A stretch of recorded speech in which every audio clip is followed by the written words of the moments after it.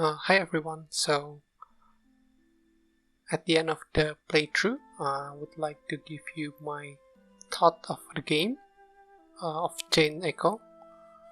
So personally, I always liked turn-based RPG, and this game was not an exception at all. So the game has a very good depth of mechanics built into the game. For example, the unconventional leveling system, skill buildings, weapon upgrades, as well as a bunch of side quests that I haven't done at all, and hopefully we also have super bosses in the game.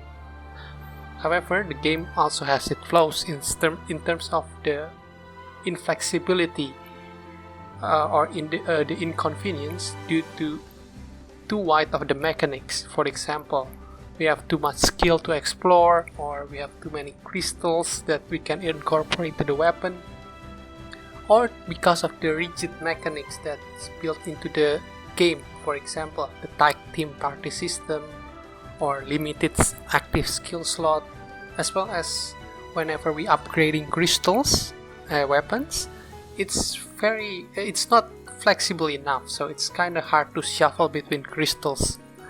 So this lead me to, most of the time, you see me choosing a permanent stat boost instead of experimenting with the skills because of the limited skill slot.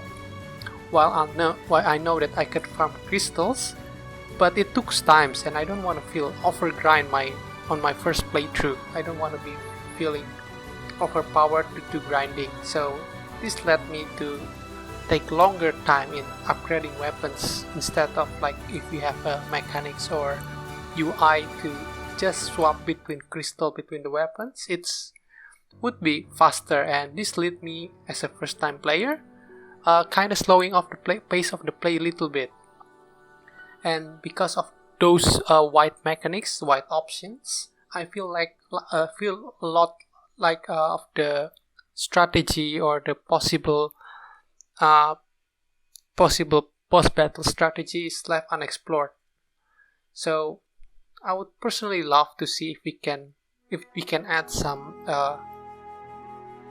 mechanic to restart the Grimoire Shard leveling easily, so we can try to incorporate another build for each characters. As well as I would like to get more active skill slots, so we can try to perform another combos between bosses. So if you see me playing, most of the time I just put weakness and then put the elemental weakness and then try to exploit it. I would like to try another combos, but due to limited the active skill slot as well as the limited Grimoire shards, that I don't know if I can reverse the decision or not. So it led me to do just the safe way in between the strategies. So for the game difficulty itself, it is a fine job for me. For most of bosses, I feel even too easy due to the bosses have no resistance at all, so I could just inflict them with elemental weaknesses or status effects. So it's all balanced because the boss can act twice, sometimes even 3 times in a turn. So it has hard battle, especially for the unique monster, as well as for the Sky Armor. The Sky Armor battles was a little bit too hard for me due to few reasons, and most notably in Valkyrie's battles. Well, I wasn't prepared at all in the multi-hit attack that is their weakness. So the option that I have is I have to go back and grind Sky Armor, my Sky Armor leveling and proficiencies, to make sure that my army is more generalized instead of being a specialized unit that the game led me to that point. So, however, I believe that we have option to adjust those difficulty in the settings, which I didn't really change except for the speeds for the game.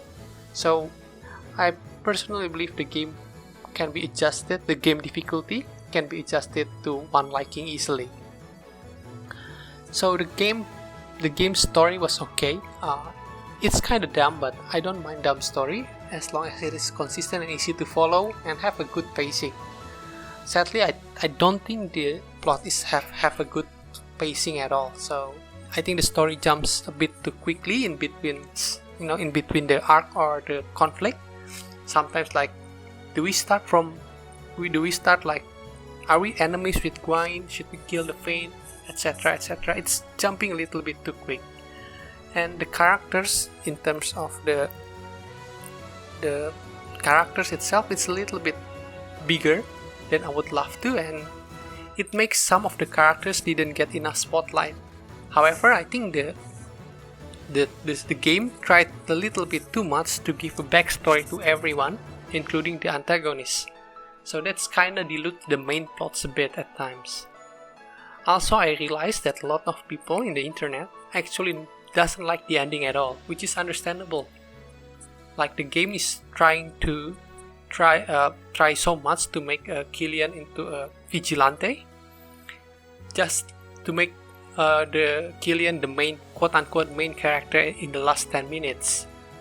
Also, the fact that the whole storyline is kind of building Glenn for a protagonist who will never give up until everything is right, only for him to give up right at the very end of the game, which is not very smart in my opinion. However, the game have a very good art and music in my opinion. I'm not a very good judge in terms of art, but the game employs varying animations for its attack animation and skill animation in battles, which is very gorgeous. I know some dungeon design is kinda little bit weird here and there, but I think it's still very good for me. So overall, I think the game have a very unique points compared to other RPG like Sky Armor Battle and Exploration. However, as I said before, it's still too janky in some places. The game also left enough potential to be explored as a sequel and or DLC.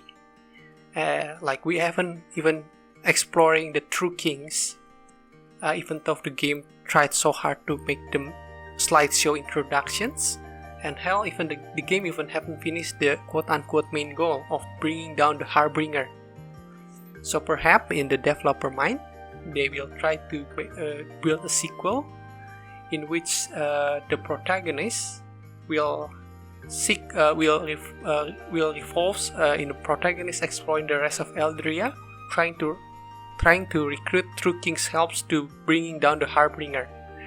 And if the gameplay or the mechanic is not changed much, in a sense it would be a turn-based RPG, I think we can see the True Kings as a summons instead of the Sky Armor battles, which is, in my opinion, will be interesting to see.